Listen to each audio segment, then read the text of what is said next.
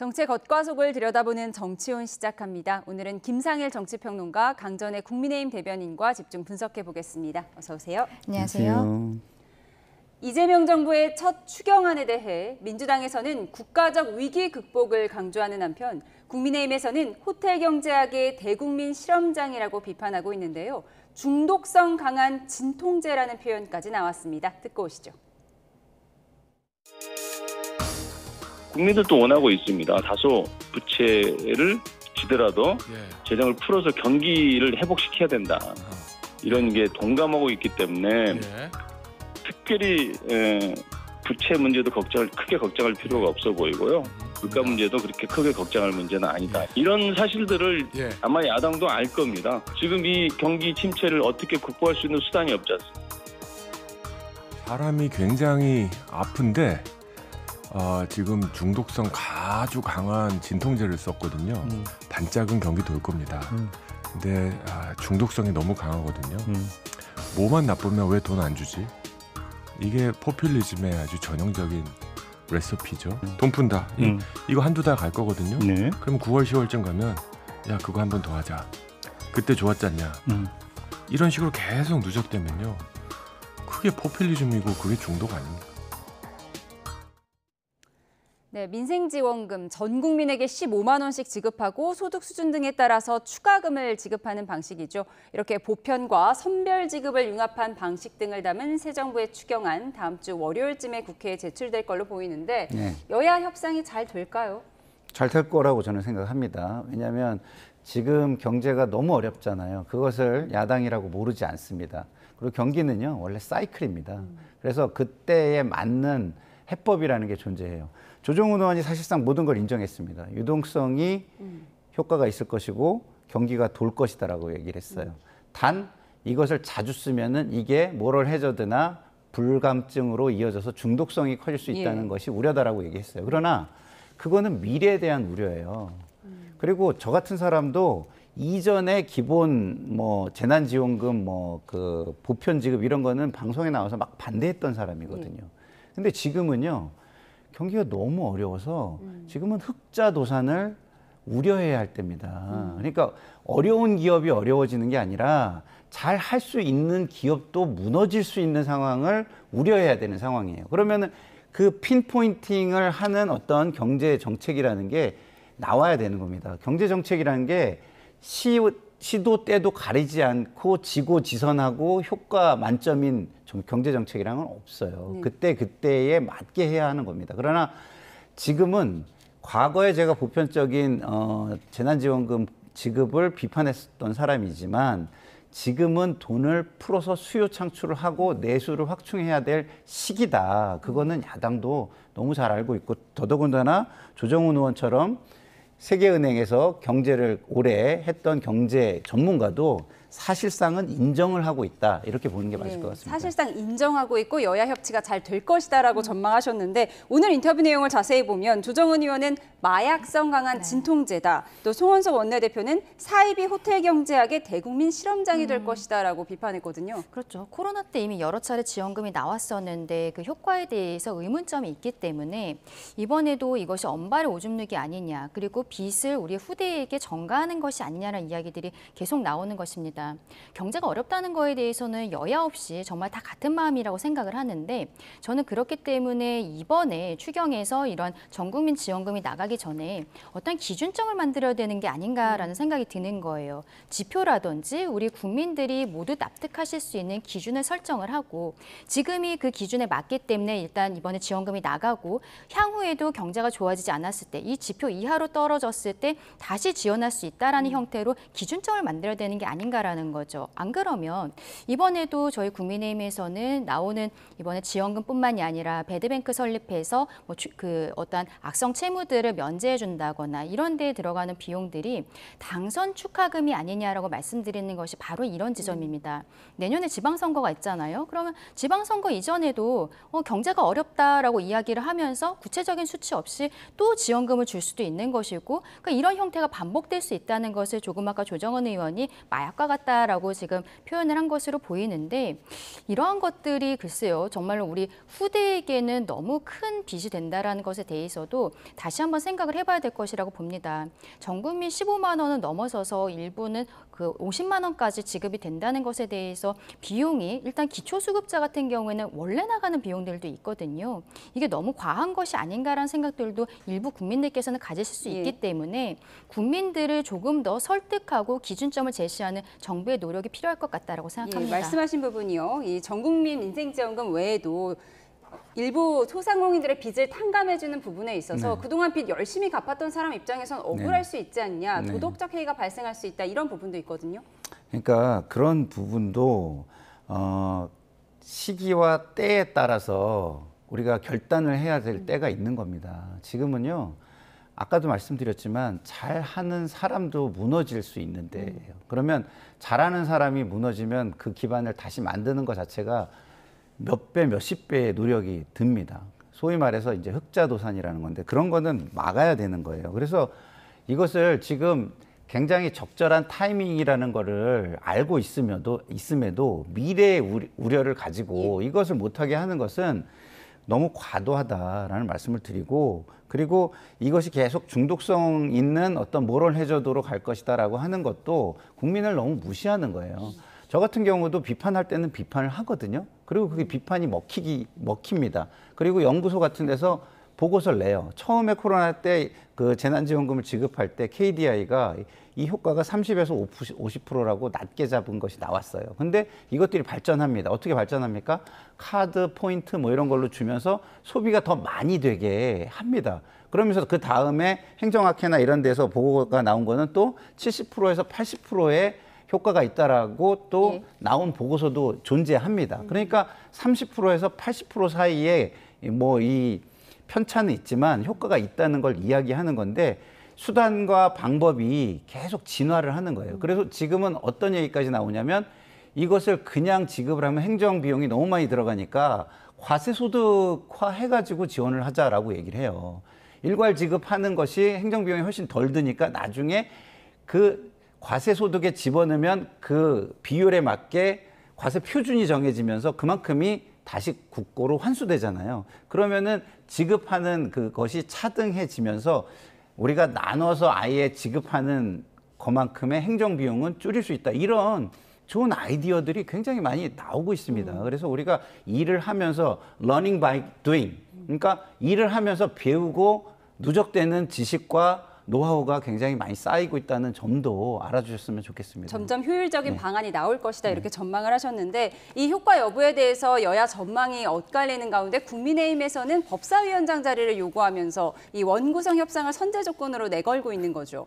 그렇죠. 법사위에 대해서는 계속 이야기를 한 부분들입니다. 민주당 같은 경우에는 22대 국회가 시작하면서 이미 합의가 된 부분이다라고 이야기를 하지만 합의라는 것은 없었죠. 당시 그냥 민주당에서 숫자로 밀어붙였을 뿐입니다. 그동안에 국회 관행이라는 게 있었어요. 1당에서 국회의장을 가져가고 2당에서는 법사위원장을 가져오면서 견제하는 역할들을 했었는데 22대 국회에서 당시엔 야당이었죠. 거대 야당이 숫자로서 밀어붙이면서 법사위를 가져가 버린 부분에 있어서 저는 이제 이재명 대통령도 새롭게 임기 시작하시면서 협치 이야기하고 계시잖아요. 그렇다면은 협치로서 서로 간에 신뢰를 보여주는 의미로서 법사위원장 줄 수 있다고 생각을 하거든요. 민주당이 법사위를 주지 못하겠다라고 이야기하는 것은 뭐 합의됐다라는 것은 합의라는 건 없었던 것이고 본인들이 해야 되는 정책적인 부분들을 법안을 통해서 진행을 해야 되는데 지금 뭐 3특검법 같은 경우에 다 법안이잖아요. 그거를 국민의힘이 발목을 잡을 것이다라고 이야기를 하고 있어요. 그러니까 결국에는 신뢰가 없기 때문에 줄 수 없다는 것이죠.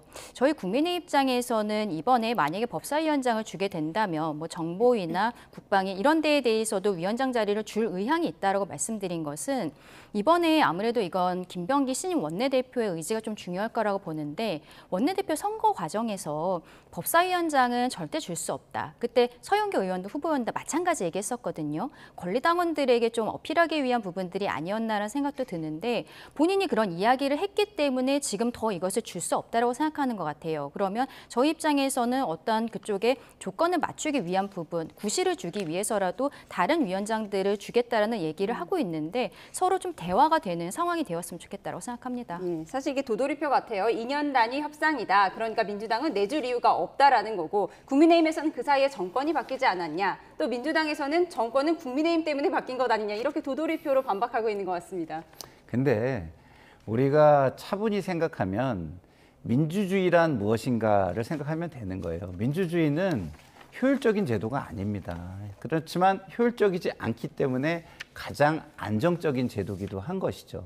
그럼 민주주의의 본령은 무엇이겠습니까? 견제와 균형이죠. 근데 견제와 균형을 아예 없앤다면 그것이 민주주의입니까? 그것은 독주가 될 수 있고 독단이 될 수 있는 가능성이 훨씬 커지는 거예요. 만약에 어느 권력이 너무나 지고지선해서 뭐 독주와 독선을 해도 올바르게 정치를 할 수 있다면 우리가 민주주의를 왜 하겠습니까? 철인 정치를 해야죠. 그렇기 때문에 견제의 기능은 주는 것이 힘이 있는 집권 여당에도 훨씬 더 건강한 모습을 이어갈 수 있고 국민의 지지를 확보하고 나중에는 어떤 정책에 대한 책임을 야당과 나눌 수 있는 그런 제도로 자리 잡을 수 있는 길이다라는 측면에서 저는 여야가 바뀐 거대한 정치적인 이벤트, 권력 구조의 개편이 있었기 때문에 국회의 이런 상임위도 개편되는 것이 저는 맞다고 봅니다. 그렇게 제가 방송에서 욕을 많이 먹어가면서도 우리 당원 분들께 이야기를 하고 있고요. 좀 그런 부분에서 좀 생각을 해봐 주셨으면 좋겠어요. 왜냐하면 국회의원들이 요새는 좀 겁이 많은 국회의원들이 너무 많은 것 같아서 강성 지지층에서 막 그 항의를 하면 막 그걸 또 받아가지고 원내대표를 막 또 비난하고 그러거든요. 그러니까 원내대표가 또 결단을 못 하는 거예요. 아무래도 지지층을 의식하다 보니까 그렇죠. 그런 것 같습니다. 그래서 저는 국회의원 정도의 위치면 대단한 위치잖아요. 강성 지지층을 좀 설득을 하셔가지고 이것이 우리에게 더 득이 된다. 그리고 손해는 별로 없다. 왜? 법사위를 내줘도요. 국회의장을 저희가 갖고 있기 때문에 그리고 더더군다나 우원식 의장님은 무슨 얘기를 했습니까? 기계적인 균형만을 강조하지 않겠다고까지 얘기를 했어요. 그러면 우리가 법사위에서 논란이 있으면서 여론을 보고 여론전을 좀 한 다음에 언제든지 이 여론전이 우리에게 유리할 때는 직권상정을 통해서 일을 해낼 수가 있는 거예요. 수단이 충분합니다. 그래서 이런 부분을 감안해서 했으면 좋겠고요. 대통령께서 여야 지도부를 불러서 이야기를 하니까 제가 볼 때는 정권 초반부니까 총리 인준과 추경은 좀 전향적으로 또 야당이 이해를 해주고 이런 법사위나 이런 구조, 견제의 기능에 대한 부분은 대통령께서 또 전향적으로 또 인정을 해주면서 좀 어느 정도 언지를 당해 주시면 어떨까. 이런 서로 조금씩 양보하면서 견제와 균형을 이어가자라고 말씀하셨는데요. 방금 언급하신 내용이요. 이재명 대통령이 모레 여야 지도부를 관저로 초청했습니다. 지난 정부 대통령과 야당 대표의 회담이 성사되는 데는 720일, 2년이 걸린 걸 고려하면 상당히 빠른 건데요. 화면으로 보고 오시죠.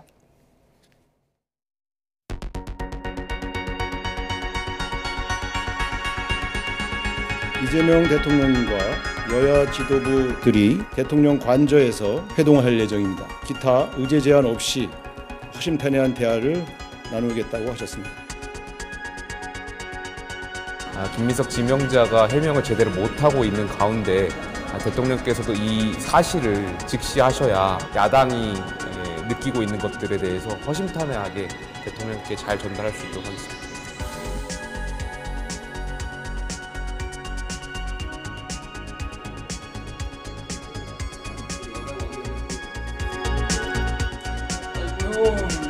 오랜만입니다.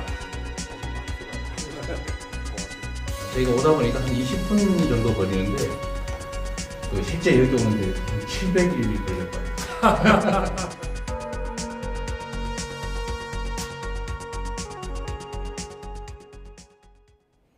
네, 이재명 대통령이 일요일인 모레 김병기 신임 원내대표와 김용태 비상대책위원장, 송원석 원내대표를 대통령 관저로 초청해서 오찬 회동을 갖기로 했습니다.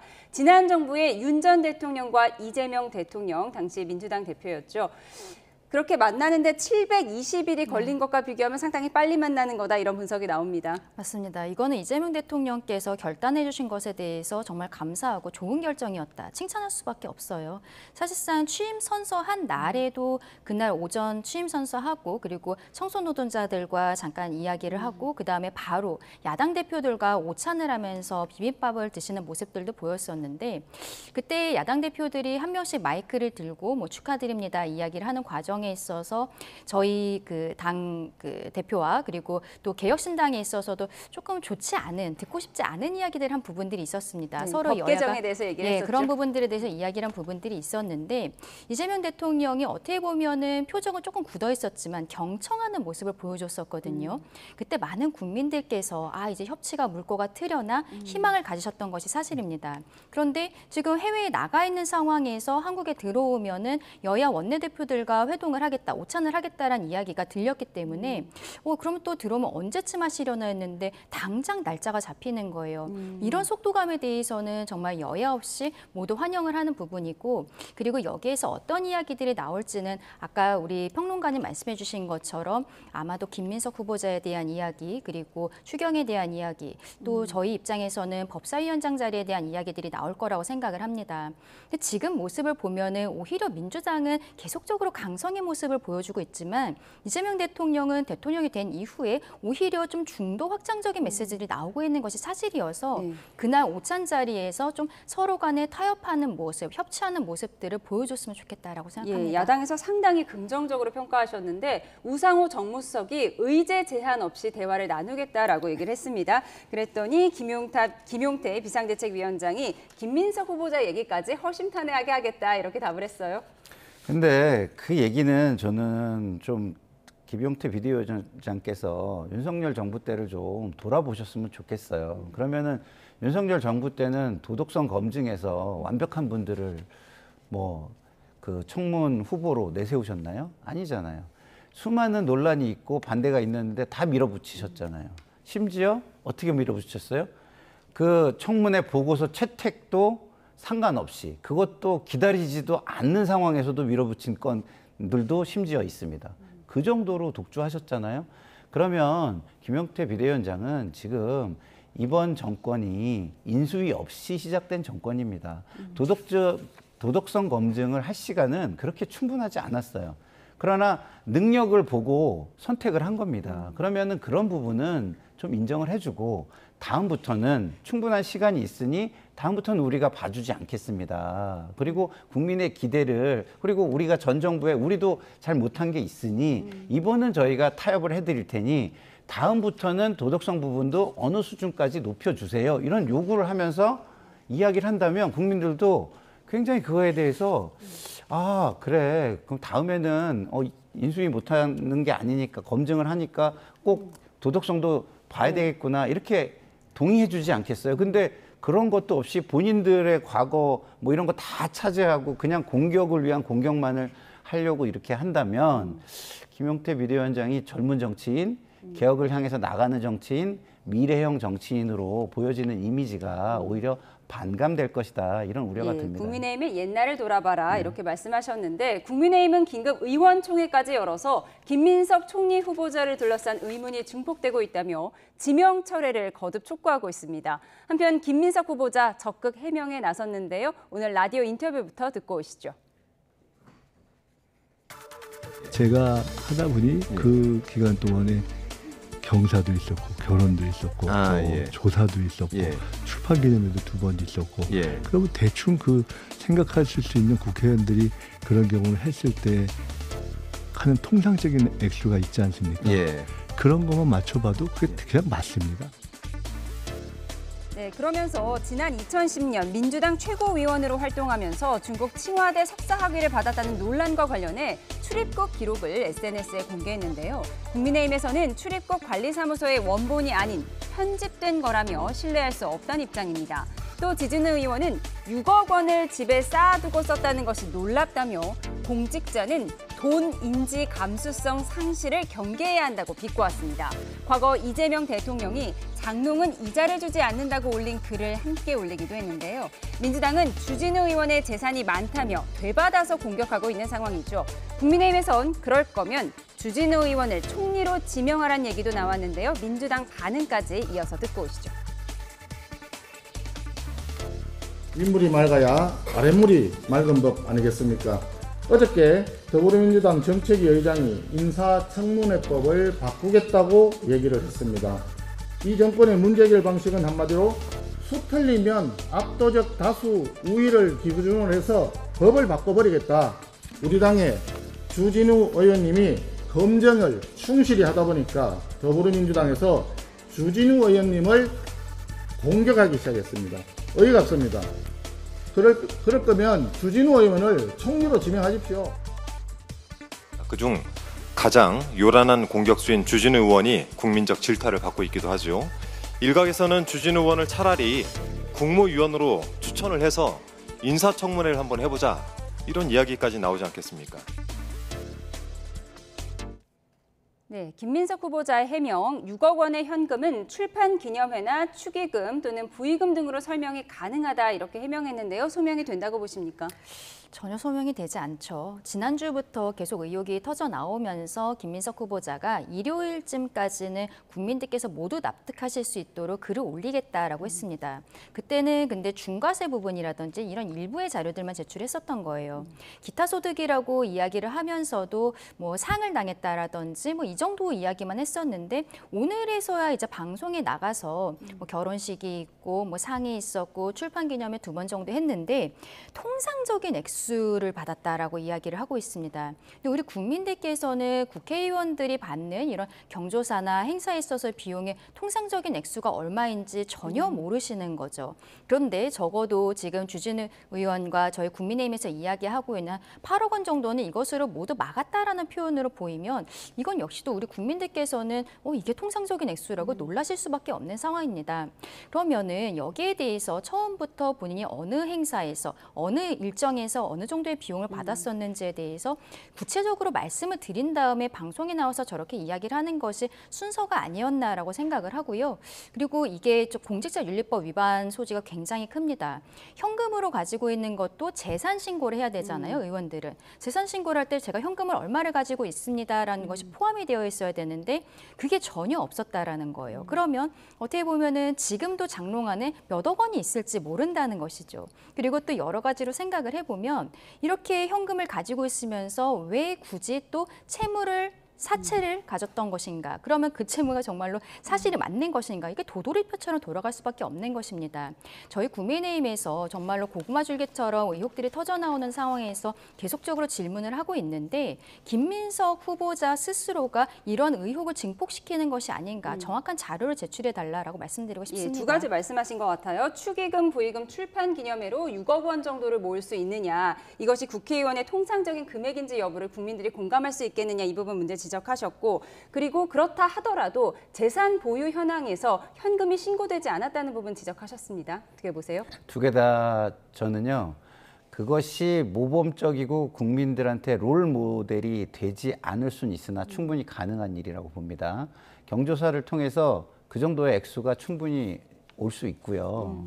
그렇지만 좀 모범적인, 국민들에게 모범적인 모습을 보이고 싶은 공직자들은 아예 경조사의 어떤 축의금, 부의금을 받지 않겠다고 미리 공지하는 경우가 많이 있죠. 그렇지만 그렇게 공지하지 않고 내가 어려워서 받는다고 한다면 그 정도의 돈은, 그 정도의 규모의 돈은 들어올 거라고 저는 개인적으로 생각합니다. 그리고 몇 차례 있었잖아요. 그리고 그것이 이제 신고의 대상이다 그러는데, 그거는 신고의 대상인 경우가 어느 경우냐면 그것을 매년 연초에 재산 신고를 할 때 그 시점에 갖고 있느냐예요. 계속 갖고 있는 1년 동안을 다 회계장부에 그 장부 기입하듯이 하는 게 아닙니다. 그러면 중간에 내가 정산을 해야 될 빚을 갚아서 현금이 없다면 연초 재산 신고 그때 그 시기에는 신고를 안 해도 되는 겁니다. 충분히 설명이 가능하잖아요. 가능한데 문제는 이게 그러면 국민 정서에 부합하는 아주 이상적인 거냐, 도덕적인 어떤 수준이 굉장히 높은 것이냐 묻는다면 그건 그렇지 않을 수 있죠. 좀 좋게 개선됐으면 좋겠고 공직자로서 더 큰 모범을 보여줬으면 좋겠다라고 말할 수 있습니다만 지금 국민의힘에서 의심에 의심을 계속해서 더해가는 이런 의심증 환자 같은 그런 뭐랄까요, 비난은 하지 않으셔도 되는 정도다 이렇게 생각합니다. 네. 그리고 칭화대 학위 관련해서 비행 내역을 공개했다고 했는데 이 부분이 편집된 부분이다. 그러니까 원본이 아니다라고 국민의힘에서는 주장하고 있는 거죠. 그 좀 의아한 부분이죠. 왜냐하면은 출입국 기록을 그냥 발급받아서 제출을 하면 되는 건데 굳이 본인이 탄 비행기편, 항공편의 그 항공 번호와 그 날짜 이 정도만 엑셀 파일을 만들어서 올렸다라는 거예요. 여기에 대해서 글쎄 본인 스스로는 해명하고 있다라고 이야기할 수 있을지 모르겠습니다만 기본적인 소명을 하는 자료는 아니거든요. 본인이 정말로 저 자료가 맞다면은 그냥 저는 출입국관리사무소에서 이 본인의 출입국 내역 발급받아서 제출하면 된다라고 생각합니다. 네. 그런가 하면 주진우 의원에 대한 공격을 민주당에서 하고 있어요. 그러니까 메시지 공격이 아니라 메신저 공격이다 이런 비판도 나오고 있는데 이 부분 어떻게 보세요? 주진우 의원 거는 뭐 제가 요 지금 반론을 먼저 좀 말씀드리고 얘기해야 되는데요. 편집을 해서 제공했다? 이거 너무 당연한 겁니다. 우리가 압수수색을 할 때요. 핸드폰에 모든 걸 다 보여주나요? 아니죠. 그 필요한 부분, 대상의 부분만 보여주는 겁니다. 출입국 개인정보인데 그거를 다 보여줘라 한다면은 우리 강 변호사님은 그걸 다 그냥 보여주시는데 동의하시나요? 그렇지 않죠. 제가 개인정보를 다 보여줄 이유가 없는 겁니다. 필요한 부분만 당연히 보여주는 거죠. 그게 문제가 있다면 그 문제 있는 부분을 핀포인팅해서 또 입증 책임을 가지고 문제 제기를 하시는 게 저는 옳다라는 말씀을 드리고요. 주진우 의원 부분은요.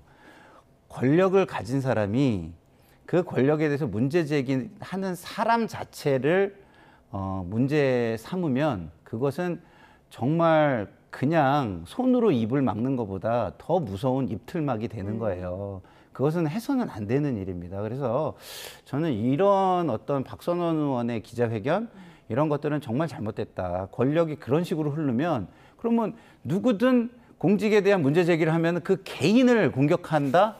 그러면 그거는 민주주의 사회에서 비판 기능을 완전히 없애는 거와 다름이 없기 때문에 굉장히 조심해야 될 부분이다 이런 생각이 듭니다. 스피커 공격은 하지 말자라고 지적을 하셨습니다. 이렇게 김민석 후보자에 대한 파상 공세가 이어지는 가운데 민주당에서는 과거 한덕수 총리 임명 때를 떠올려 보라는 말들도 나왔는데요. 여야 목소리 이어서 듣고 오시죠.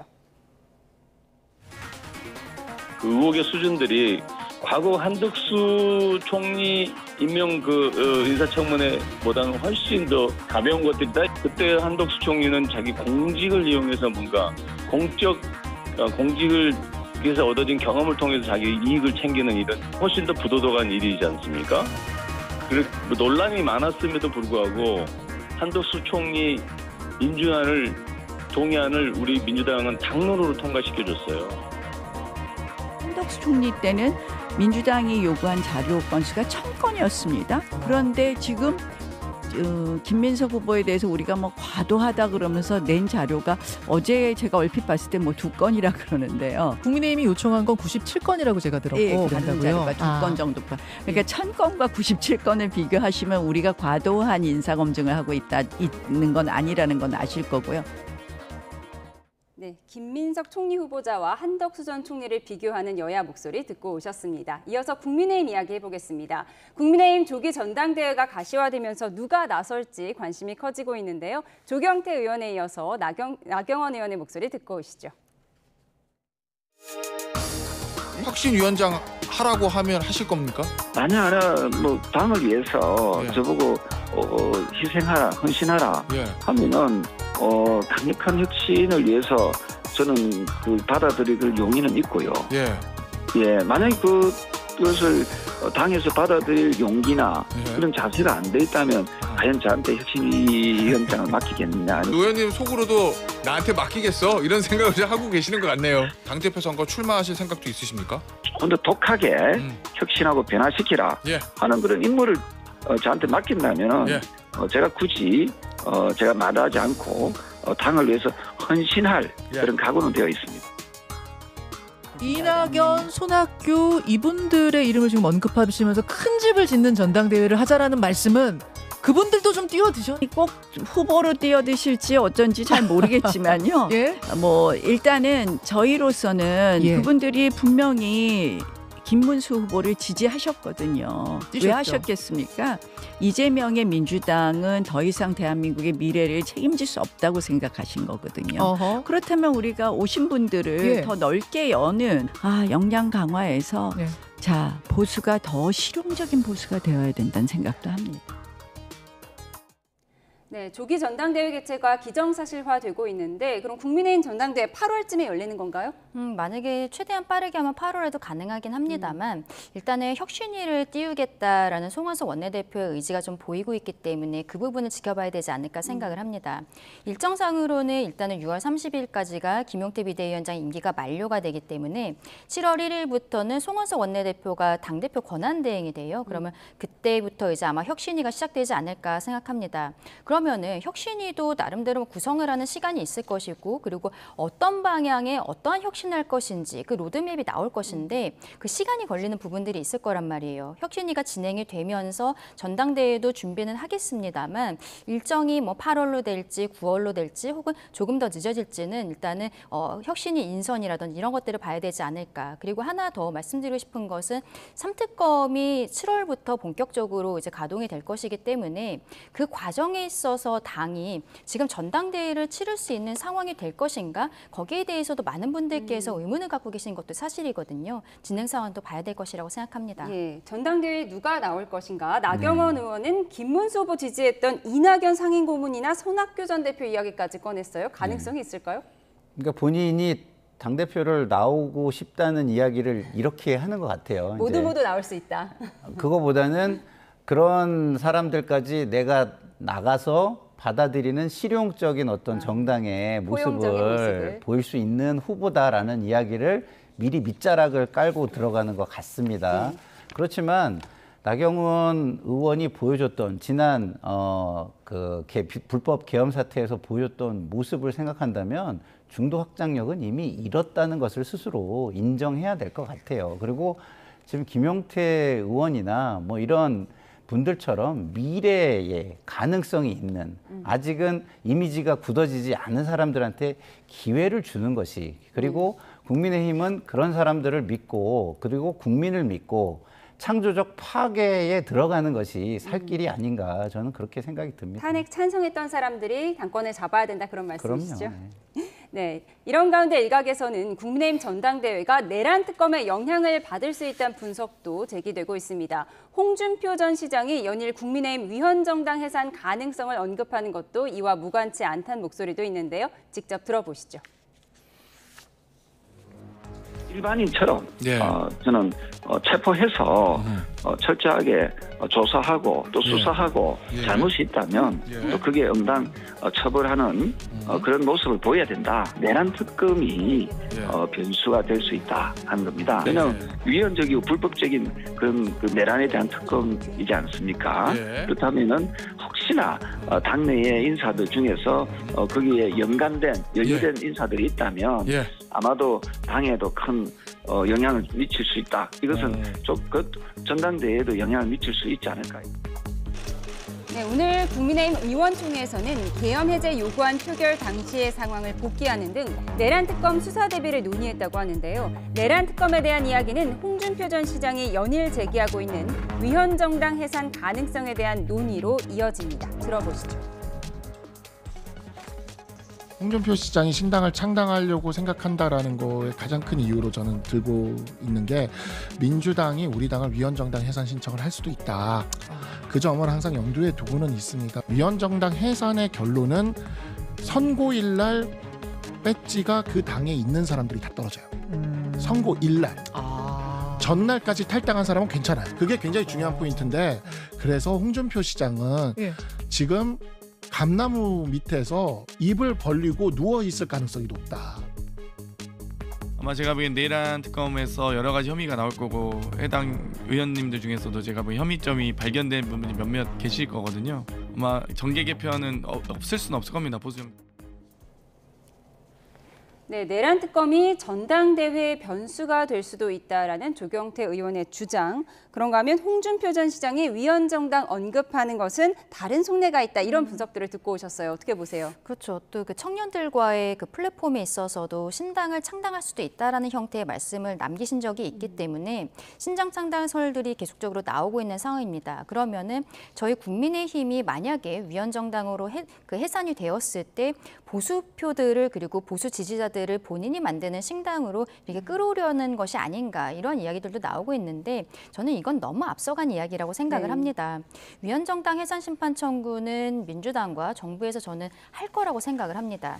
이번 내란 특검 그리고 김건희 특검을 하는 과정에 있어서 특검들은 브리핑을 하잖아요. 그럼 중간중간에 이런 것들이 나왔습니다. 뭐 이런 혐의점들이 있습니다. 이 이야기가 나오면 그중에서 저희 당과 관련된 것으로 보이는 부분들을 꼬투리 삼아서 결국에는 헌법재판소에 정당 해산 심판 청구를 할 것이라고 생각을 하고 다만 거기에 있어서 헌법재판소가 인용을 해주지는 않을 것이라고 생각합니다. 근데 그럼에도 불구하고 할 것이라는 거는 내년에 지방선거가 있기 때문에 그동안에 이번 대선 과정에서 민주당은 계속적으로 내란 동조 세력이라고 국민의힘을 지칭하고 프레이밍을 했었거든요. 내년 지방선거 때도 위헌정당이다라는 프레이밍을 계속할 가능성이 저는 높다라고 생각을 합니다. 그러면은 그러한 과정들이 있을 때 당은 사분오열이 될 것이고 아마 당과 특히 김건희 특검은 또 공천도 지금 수사 대상으로 되어 있기 때문에 공천관리위원장 했던 분들, 위원들 그리고 당직자들의 휴대폰이나 이런 것이 전방위적인 압수수색이 저는 들어갈 거라고 생각을 하거든요. 그때 당이 사분오열이 됐을 때 지금 뭐 전당대회 같은 것이 지금으로서 가능한 것이냐에 대한 의문점들이 많이 생기실 수가 있어요. 우리가 아까 뭐 8월에 하냐 9월에 하냐 이런 이야기들을 했을 때 제가 3특검 진행 상황을 좀 봐야겠다고 말씀드린 게 바로 그런 부분이거든요.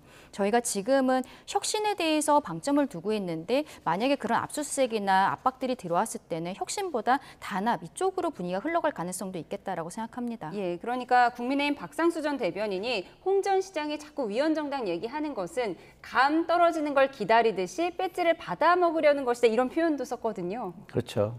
아무래도 정치를 하시고 싶은 마음이 드니까 계속 이슈를 제기해서 그 이슈의 중심에 자기 이름이 나오기를 바라는 것 같습니다. 제 생각에는.